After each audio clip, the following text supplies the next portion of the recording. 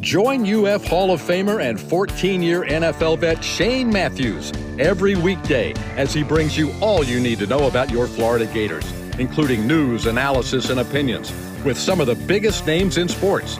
Find us on Spotify, Apple Podcast, Google Podcast, or wherever you listen to your favorite podcast. Or watch us live at 8 a.m. on Facebook, YouTube, and Twitter.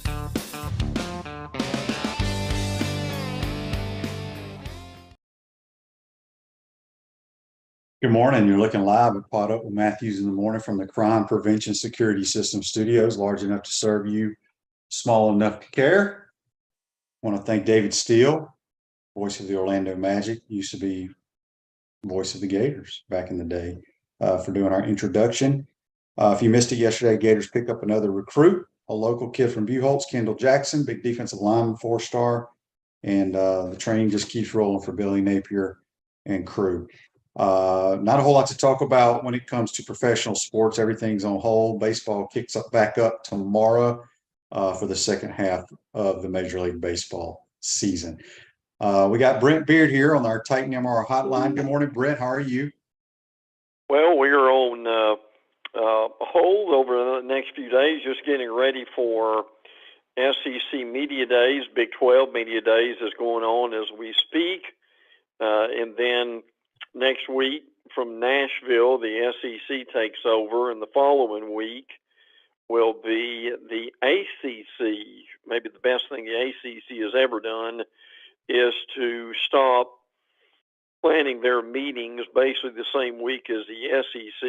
So glad they learned about that and made that change. So media weeks are ongoing, Shane. Yeah, and also the Gators won the men's team won the, what the hell is it called? I call it the Sears Cup. It's not called the Sears Cup anymore. What's it called, Brent, for the top award for the men's athletic programs? I think it's the I'm looking that up. As Capital One? Capital One, yes. Yeah, that's it. So congratulations to the Gator athletic department for doing that. Brent, I don't know if you can see because you're on the phone, but do you see my my picture in the background today? Can you see it? I'm looking it up as we speak here. Oh, okay. Well, this is I tried to find this online to have like a real, and somebody has this picture. It's the old school SEC like mascots. And I had this picture. This is not mine. I got to find mine. Mine's in a storage unit somewhere. But I had this as a kid in my room growing up, and I absolutely love it. It's got old Colonel Reb. It's got the gator. It's got the big old elephant. Yeah, I'm looking at it now. Yes, I remember that one well. That one was classic, wasn't it, Shane? It is. I got to find. I have it framed and everything. So I might have to pull that back out. But I thought since we're going to talk SEC Media Days and the conference, to pull that one up. So that's perfect. Perfect. Okay, real quick. Buck says, I think we finished 5th overall in the Cup standings, 14th or so, top 5 finish in a row. Well, I know we won the men's won the Capital One Cup last night. So anyway, Brent, real quick, let's start with this first, and then we'll get into the league. Just what have you heard?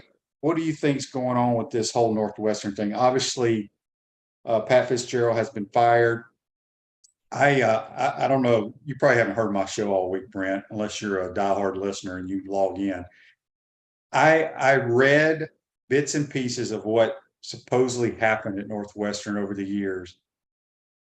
Man, Brent, I've been around so many locker rooms and hazing has gone on, but it's been the tape a kid to the goalpost, making carry your equipment, silly stuff. The stuff they were doing, I just have a hard time believing any of that happened. Yeah, I think a lot of people are. They really don't know what to think about this. Frankly, I mean, Fitzgerald was a great player there. He was one of the most successful coaches they've had. Now, granted, they haven't been very good in the last couple of years, but still, I mean, he's been very much a face of the program. I don't know. Look, coaches now are such control freaks. It's hard to believe that they wouldn't know what was going on. And I mean, there's just so much stuff here that we don't know. Frankly, and presidents get very scared very quick now about lawsuits, and they probably made this decision possibly a little faster than they should have instead of looking at it. I mean, they're thinking about now, what are they going to do? And there are a bunch of names out there that are mentioned as far as who may take that job. I mean, Tommy Reese's name's been mentioned in Alabama, but I mean, he just got there from Notre Dame. What they really probably need to do in the meantime is just to, and I know David Braun's name's been mentioned as defensive coordinator. Just name him the interim, and then just kind of be able to see where they go from there. I mean, look, frankly, now I know it's a major job, people want it, get that, but man, that's going to really take a long time to find out what happened here, to correct it. And frankly, as you said a minute ago, they need to find out what really did happen. So at this point, we've got allegations from a few players, but there's just so much of this stuff that we don't know at this point. And I mean, the timing's terrible. Frankly, you're about to go into media days.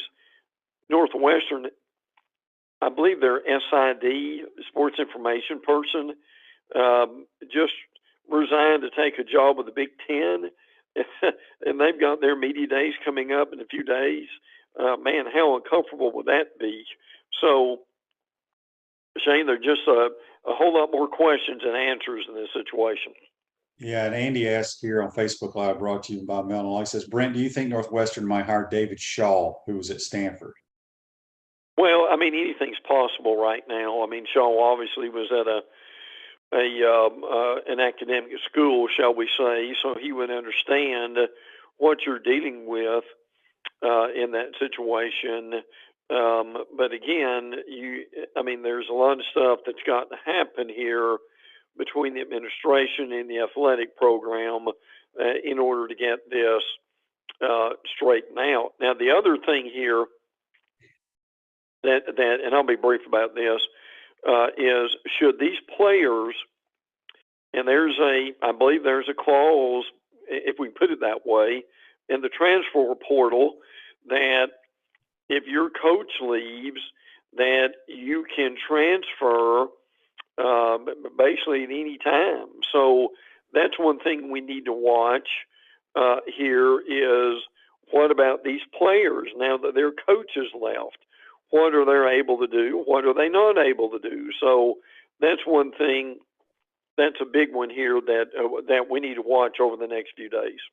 Yeah, and what's crazy is, even if you did let those kids be able to transfer for free or what have you, I mean, realistically, are they going to be able to play for another team? Because they don't know the systems, and teams are getting ready to go to camp here in a week or so. Sure.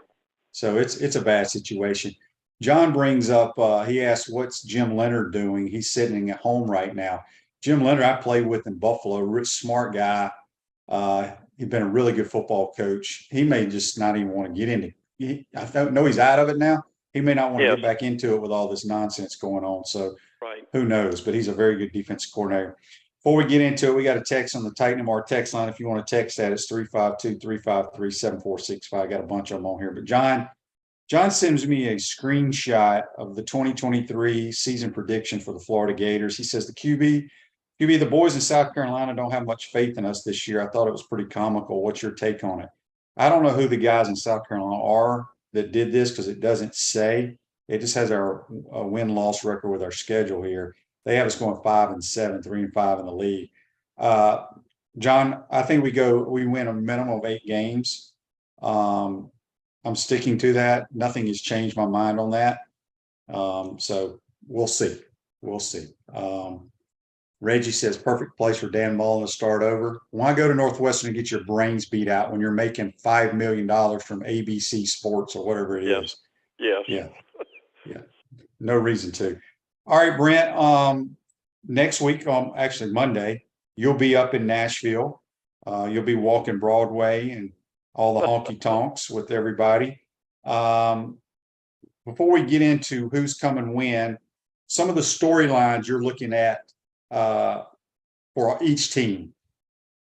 Yeah, obviously, and we'll get into this more in a minute, but the question is going to be, for Georgia, you've got the transition to Mike Bobo as the offensive coordinator. You've got a new quarterback.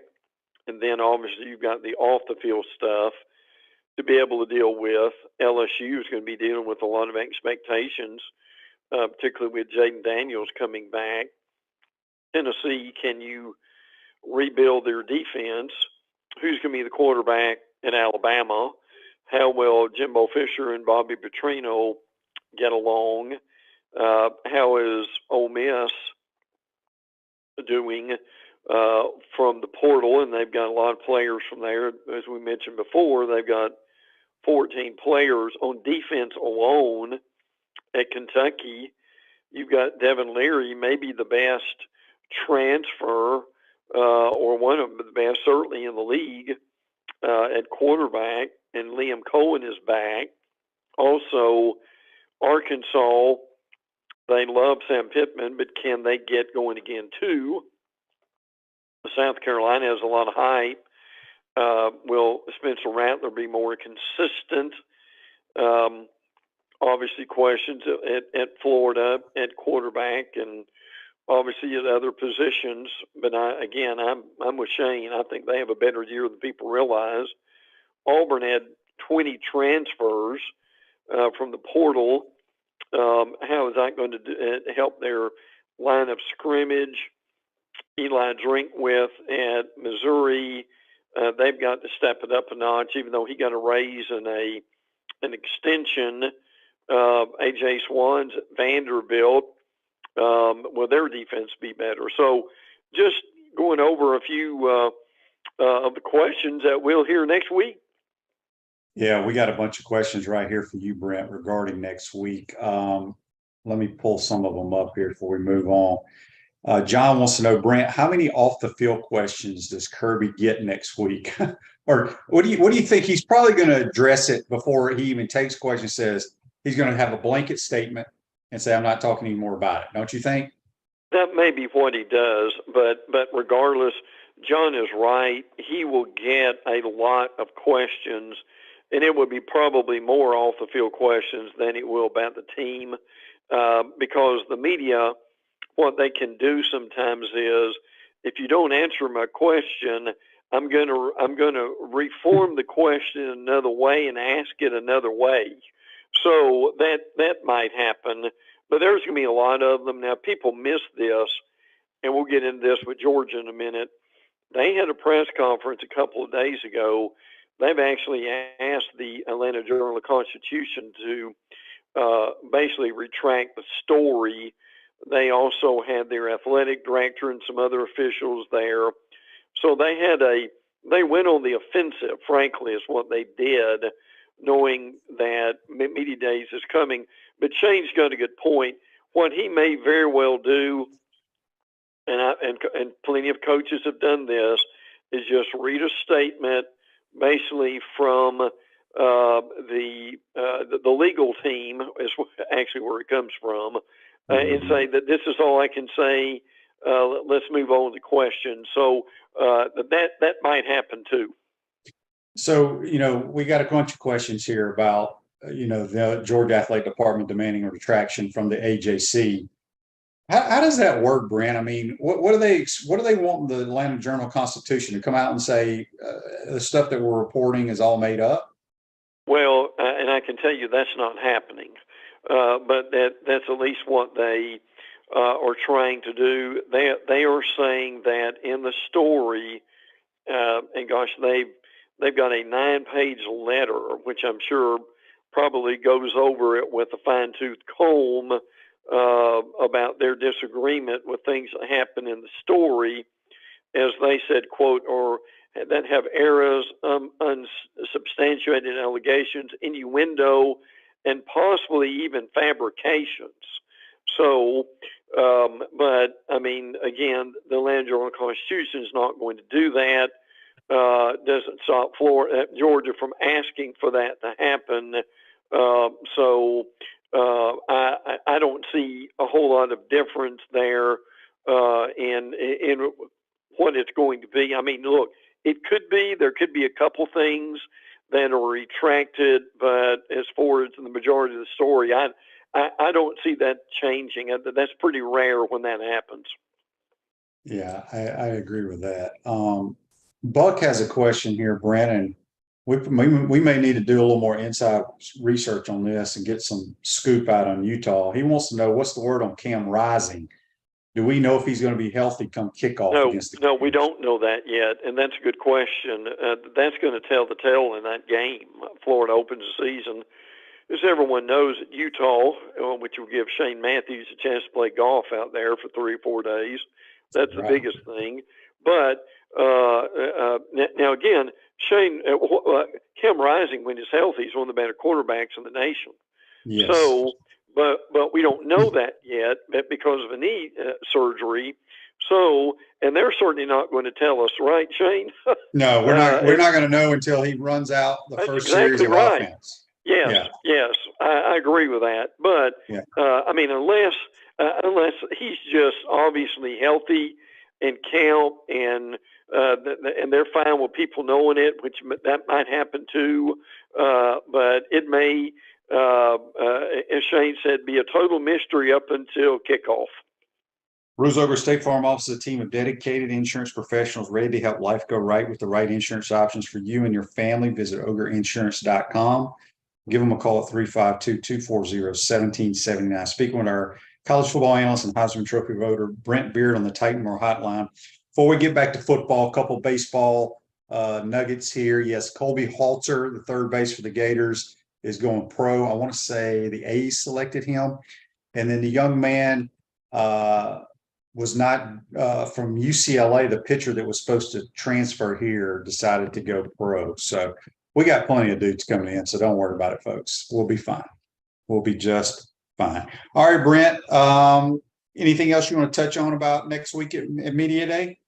Well, I won't go into all the players who will be there, but I'm sure most folks probably by now are familiar with the players who will be there. To me, the two guys that aren't there that should have been there are Harold Perkins of LSU.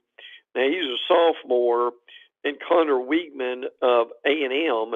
He is your starting quarterback. He was starting quarterback last year for that situation. So I was a little surprised they're not there. But there's almost this unwritten rule that from coaches that we're not going to bring sophomores, we're going to bring upperclassmen. I get some of that, but man, when you've got some of the better players in the league who are sophomores, and look, these guys have been in front of the media and recruiting in their first year or so on campus. I think they would have been fine, but they weren't. But anyway, it's a pretty good list. Yeah, it is. And so should be a good week next week. We'll have Brent not on Thursday because he'll still be in Nashville covering it. We'll have him on next Friday to talk about it. Anything else over the weekend, Brent? I know you've been reading magazines. Anything else jump out with your new magazines? One thing I did get over the weekend, and I'll be real brief on this, but I think it's important, and I give Power Mizzou, this is Gabe DeArmond, credit for this. He compiled a list of stars, 4 and 5 stars, in the conference record and how that relates to each other. Alabama had 74 and 5 stars, and they were 25 and 4. Now, this is basically over a 2 and 3 year period, 2021 through 23, and then conference record 21 through 22. Florida had 37 4 and 5 stars. They were 13 and 14. Georgia had 56. They were 25 and 3. LSU 47. They were 14 and 13. and A&M had 56, and they were 14 and 11. Now, I won't go into all this with the in the brevity of time that's needed here, but I think the point again is, and we sometimes wonder about this, but again, whether it's scientific or not, it is true that often the more 4 and 5 stars you have, the more talent you've got, and your record's going to be better. So that sometimes when you see it in black and white, it really makes a difference. But yet there are also schools here who had a lot of 4 and 5 stars, and for various reasons, for instance, like LSU, they had 47, but yet they were only 14 and 13. So a lot of that it depends on coaches and other scenarios that happen. So anyway, I just wanted to throw that out. It's unscientific, but it's fascinating to look at. It really is when you think about it. I'm looking at it right now, and it's very intriguing, no question about it. We talked about Pat Fitzgerald. You know, I don't know why I came back to that. It's a bad situation. I feel terrible for some of the players that are there now, because, you know, some of them probably want to transfer, and you just don't have the opportunity to go somewhere right now. And, you know, even if they were, let's just say they want to transfer to Florida or somewhere like that, the chances of them playing is so slim. So anyway, real quick, Andy says in softball, Gators top recruit Ava Brown was the Gatorade National Player of the Year. Yes, she was. So they have a tremendous class coming in. All right, Brent, let's start with, let's get to this text on the Titan Mark text line, then we'll move around the league here. This is from Darrow. Said, Shane, could you ask Brent, does he think Lane Kiffin will be the class clown during media days again? Well, you never know. I mean, he always throws some pretty good zingers out there, but it kind of depends on what mood that Lane is in. But he's probably the guy among all the coaches. Now, Eli Drinkwith has a pretty good sense of humor, and he can do the same thing himself, but he's not as well known about it as Lane is. So that will be interesting to see, and it depends. The mood Lane will be in probably depends on how good he thinks his team's going to be. That is very, very true. All right, what's going on up in Tuscaloosa on the field? Well, on the field, and we mentioned this a moment ago, but if somebody turned in late, there was a story, and this is what writers do when coaches are fired, or who's going to replace him. Tommy Rees, the offense coordinator for Notre Dame, has been mentioned, and I don't think he's leaving. I think this is one of those things that you just throw a lot of names out there and see kind of what's logical. But that story is out there from The Athletic, and again, I'm not saying he's leaving. I don't think he will, but I'm just making that apparent to people. Alabama had a big commitment yesterday from Casey Poe, Poe, 6'5", 280. He's a guard from Texas. Picked Alabama over Georgia, Auburn, LSU, Oklahoma, etc. Alabama's had a good recruiting class. They've also got Xavier Brown, a cornerback from California. They've had their share of players from the state of California over the last few years, Bryce Young being one of those. So that's kind of what's happening in a nutshell in Alabama. John says here, and I guess he did some research referring to the Northwestern players. He says they have a 30-day window to enter their name into the portal from the time that Fitzgerald got fired. But there still is the point that you alluded to about learning everything in playing time. Yeah, yes. So it's real late for these kids. Arkansas, you know, I know some people are kind of high on Arkansas because of KJ Jefferson and Rocket Sanders in the backfield. But I think people need to forget, they're forgetting that they have a new offensive coordinator as well. Yes. Yeah, no question. And they're doing well in recruiting. Ashton Bethel Roman is a wide receiver who is going to Arkansas. Is one of the more recent commitments. We know about KJ Jefferson, well thought of. I think he's going to have a big year. What's going to be important is two things at Arkansas. Last year's non-conference schedule was brutal.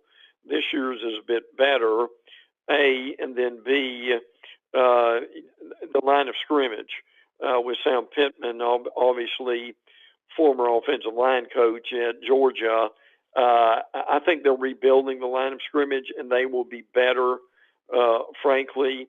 And there's a little bit of talk about Pittman's seat being warm. I don't know if I buy that or not, but it will be I think, an important year for them to show some improvement. Yes. Yeah. Auburn Tigers, kid that transferred to them has now been kicked off the team, I guess. I think he's a kid from the state of Florida, by the way, that used to be at LSU. Correct. DeMario Tolan, Tolan, is no longer with the program. Shane said he was with LSU, spent 1 year at LSU, so no longer. He comes from Orlando. Dr. Phillips is what Shane is mentioning. So no longer with the team. We've got some numbers, and I'll be real brief about this. This tells you what Hugh Freeze had to do at Auburn. 85 scholarship players, nearly half of them, 42, have never played at Auburn. So, Shane, we use that term, turn over the roster. Boy, Hugh Freeze really did that, didn't he? Yeah, he did. And I think we talked about it last week. I feel like the Auburn situation is very similar to what Billy took over when he came to Florida. It just doesn't look and feel like an SEC type roster. And they're trying to change that on the Plains. Speaking of the Gators, what's the latest in Gainesville? Well, Kendall Jackson, as you mentioned him earlier, coming from Buchholz, is important. I checked on this. Florida's fourth in rivals in team recruiting, which is really good. And I think what's important for Jackson, there have been a little bit of talk about, well, can Florida recruit the state of Florida? Well, we see that they can along that way too.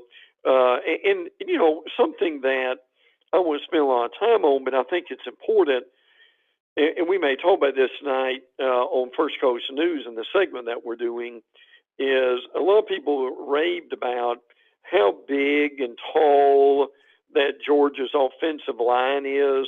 Well, people need to take a look at Florida's. I won't go into all of them, but I mean, Austin Barber, 6'6", 311.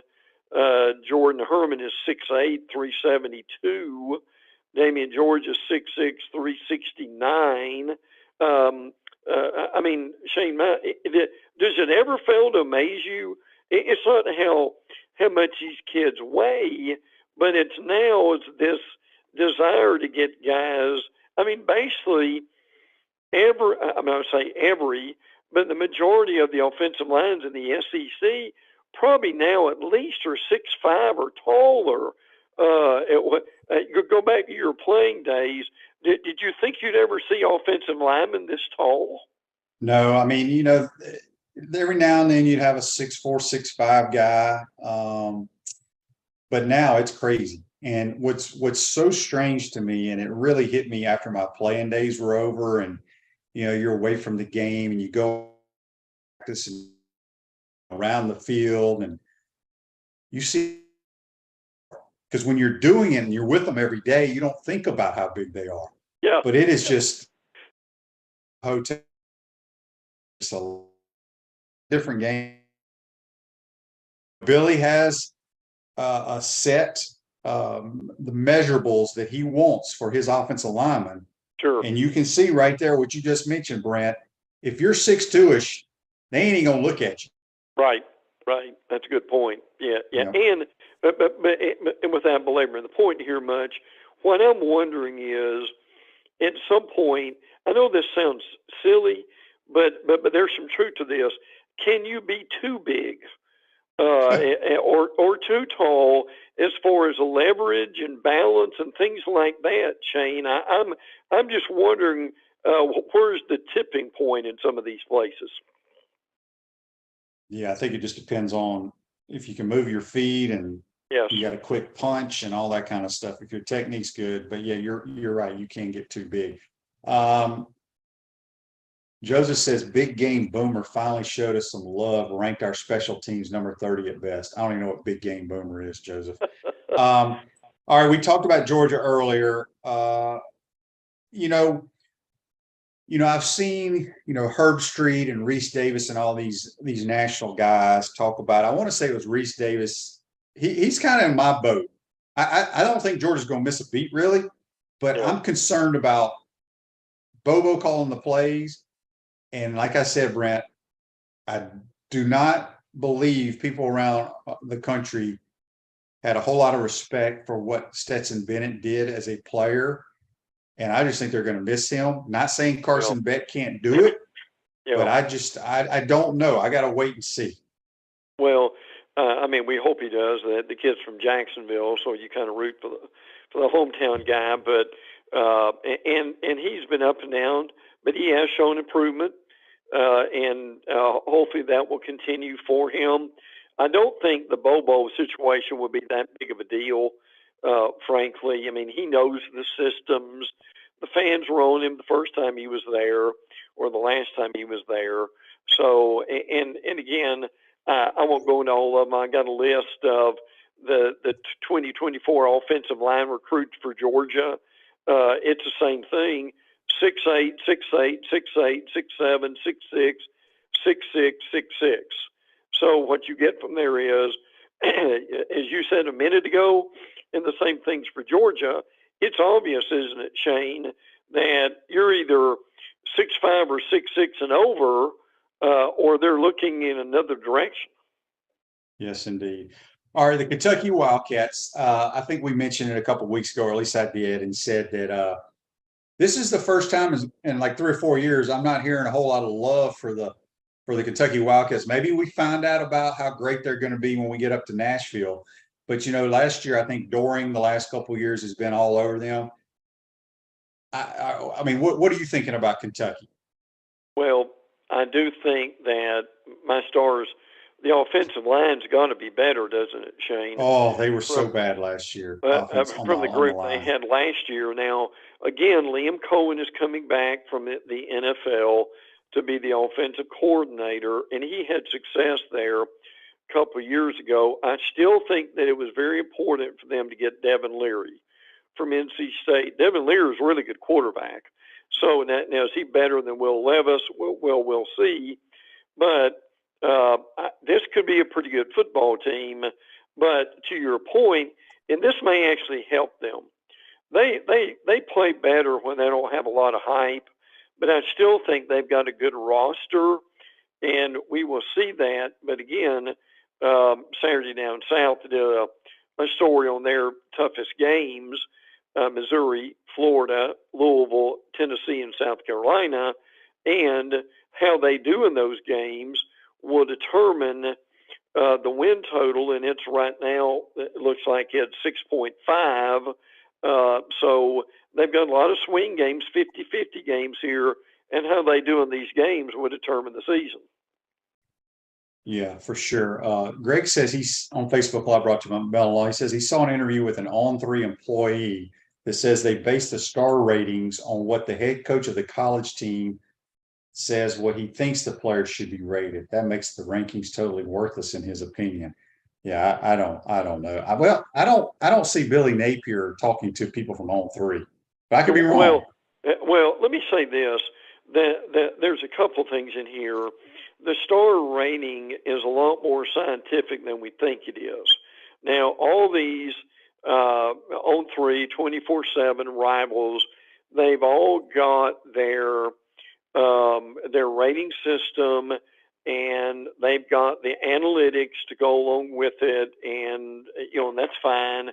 And I get it, and it is more scientific than it used to be with that. Now that to the text's point, and it's a good point. I mean, you do get a little bit of information, certainly, from the coaching staff and from other folks who cover it, and making these determinations. I'll tell you a guy who really is that people need to follow more than they do is Tom Lemming. Tom Lemming is a guy who's covered recruiting forever. But the thing that Lemming does that some guys don't do is he actually goes out and interviews these kids. He watches them in practice and in camps, and he forms his decision through that. So he kind of does it the old-fashioned way, if we can put it that way. And look, I'm not saying any of them are better than the rest of them.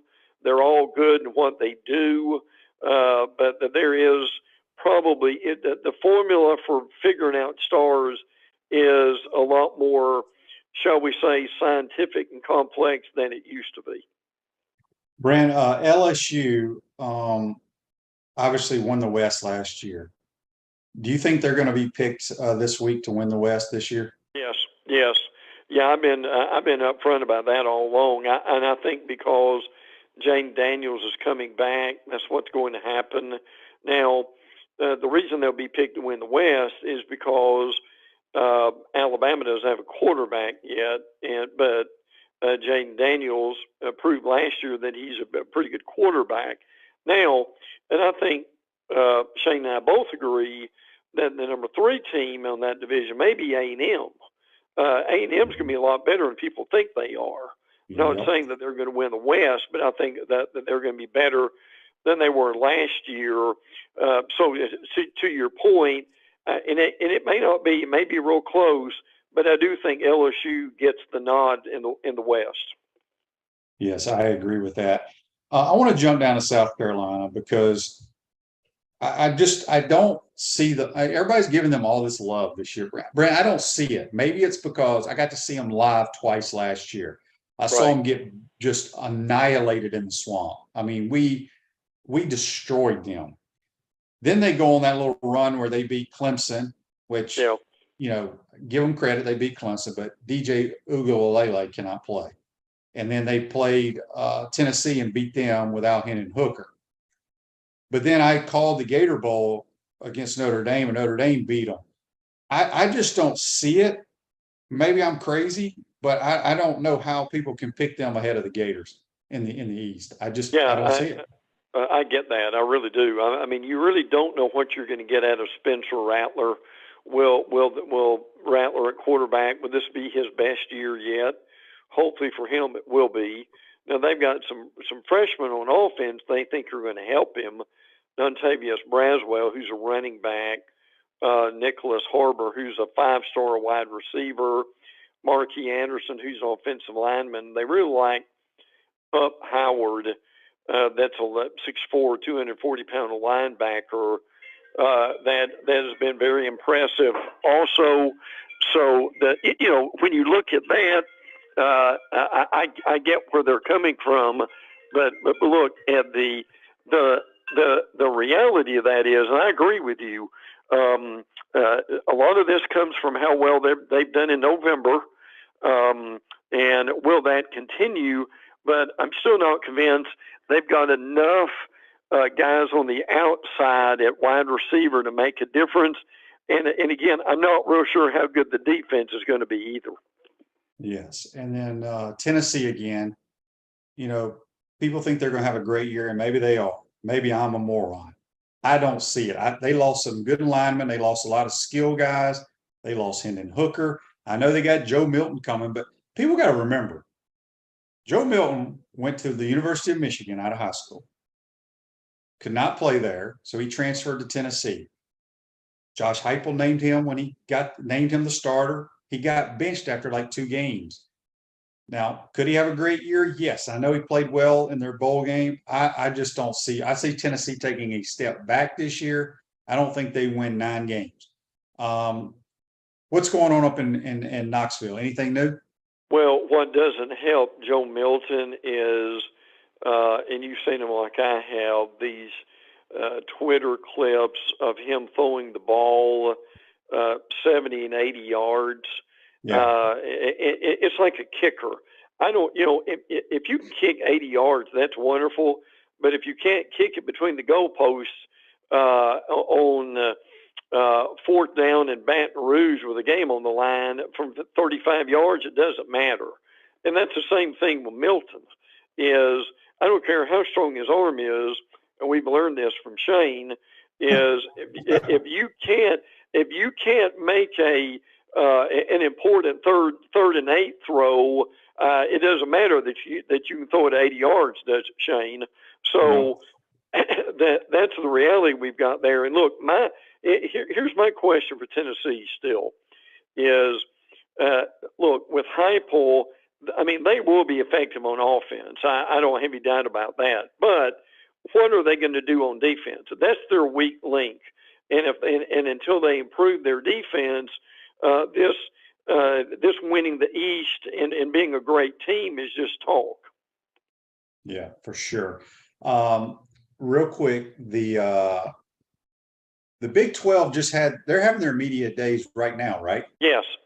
Yeah, because John says, Brent, the Big 12 commissioner said yesterday that they were still looking at expansion. They He are. wouldn't expand on those comments. My question, where can the Big 12 go in terms of expansion? I don't know. That's a good question, but he's made it very clear that they are still open for business. Now, obviously, they just brought in 4 teams this year, UCF included. They're losing, obviously, Texas and Oklahoma. But that's going to be very fascinating. And again, we don't know what's going to happen with these Pac-12 schools, such as Washington and Oregon, and there's still just a lot to be yet to be determined. But the Big 12 is very progressive right now, and they're on the move, and they're ready to expand. So no, they're not done yet by any stretch. Yeah, John says, come on, QB, you don't believe in the Joe Heisman? He already has the Heisman and #1 pick locked up, laugh out loud. Let me tell you something. People that get enamored with them dudes that can throw it a long ways and throw it hard, they lose their job very fast. Yep, they do. Yes. Brent, we got a text on the Titan MR text line. It's regarding the Big 12. I keep forgetting this. It's from Jonathan. He wants to know, Brent, how do you think UCF is going to do in the Big 12? I think they'll be okay. I think they'll be middle of the pack. But look, here's the thing with Gus Malzahn. And if you go back through his Auburn years and what he's done at UCF, Gus Malzahn is not an elite coach. Gus Malzahn is an 8-4, 7-5 football coach. And there's nothing wrong with that, but I hear this talk from time to time about how great that Malzahn is, and the truth of the matter is he's had 1 or 2 good years, but he's not winning 10, 11, 12 games every year. So I think when you look at UCF, you put that in perspective. Plumlee, you remember Plumlee from Ole Miss, Shane? Mm-hmm. He is back, and see that's see that's another situation. Will his throwing be better? Will he be more accurate? He's a good dual threat guy, and people fall in love with dual threat guys.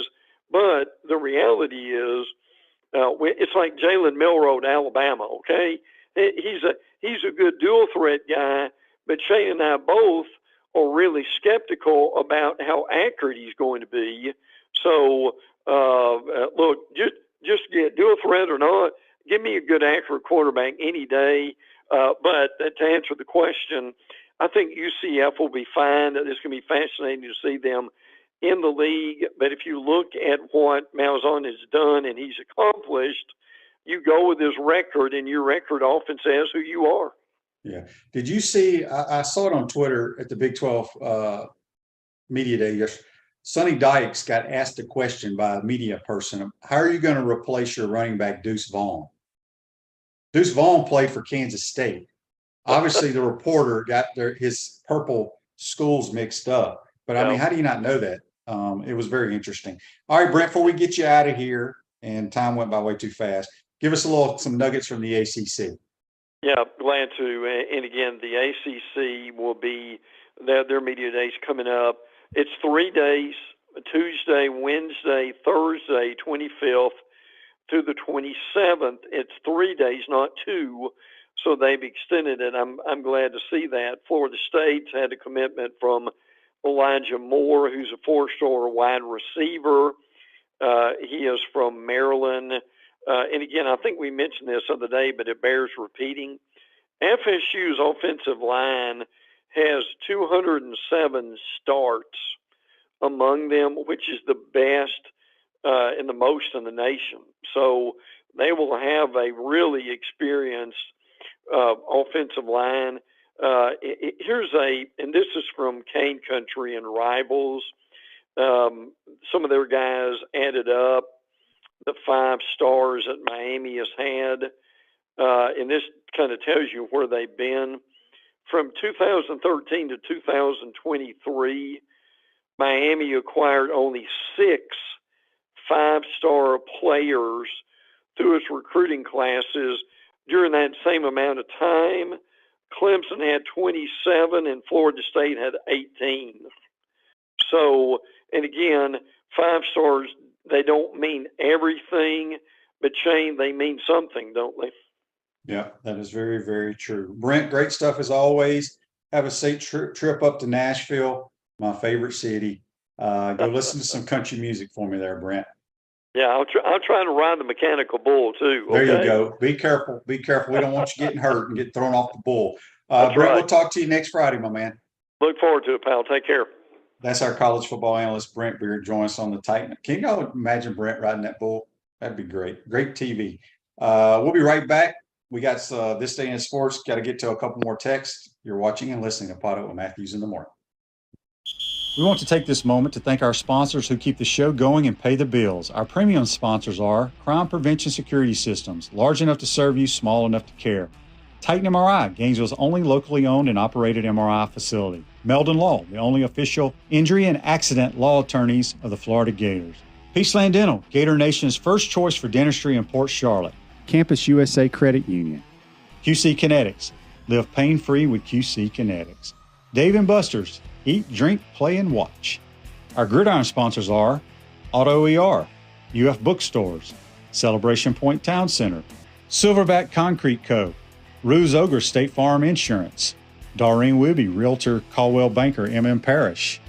Our touchdown sponsors are Adams Ribs, Gator Dominoes, Celebrate Primary Care, Gator Bait Media, Okido America, Style Cuts, Ironwood Golf Course, Big Mills Cheesesteak, McDonald's of Gainesville, 84 Lumber, Aver and Smith, Dowling Signs, Baker's Sporting Goods, Silver Q Billiards and Sports Bar.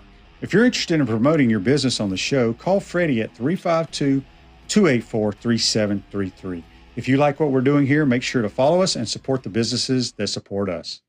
Hi there, this is Head Ball Coach Steve Spurrier, and I'm here with my wife Jerry and our good friend Sherry Houston, the Executive Director of the Ronald McDonald House Charities of North Central Florida. We're thrilled to announce that the 2-year anniversary of our restaurant, Spurrier's Gridiron Grill, is coming up on August 14th. Last year we had so much fun celebrating with everybody that we're doing it bigger and better this year. We're hosting a special dinner and celebration that will include a chef's choice of premium buffet or your favorite Spurrier Gridiron Grill menu, including a filet mignon carving station, shrimp and grits, short rib risotto, wonderful seafood options, and many dessert options also. Like my famous chocolate chip cookies. Proceeds being donated to the local Ronald McDonald House. Thrilled to once again partner with Coach Jerry and the Spurrier Gridiron team to raise funds for the Ronald McDonald House, benefiting families and children experiencing medical emergencies.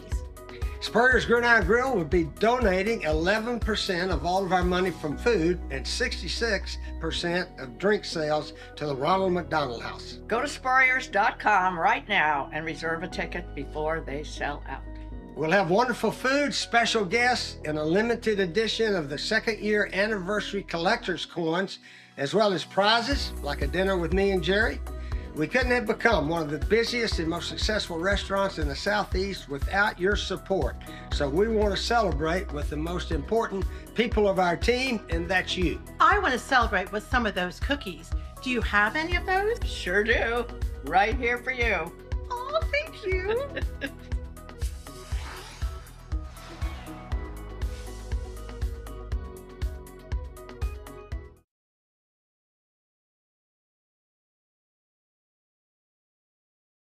Welcome back. Welcome back to the Crime Prevention Security System Studios, large enough to serve you, small enough to care. Celebration points where the Gators go to celebrate with premium brands like Visors, Rooftop, Bass Pro Shop, Dave & Buster's, Fat Tuesday, Starbucks, HBC's Restaurant, Spurrier's Gridiron Grill, the hottest restaurant in Florida in the heart of Gator Nation. That's Spurrier's Gridiron Grill.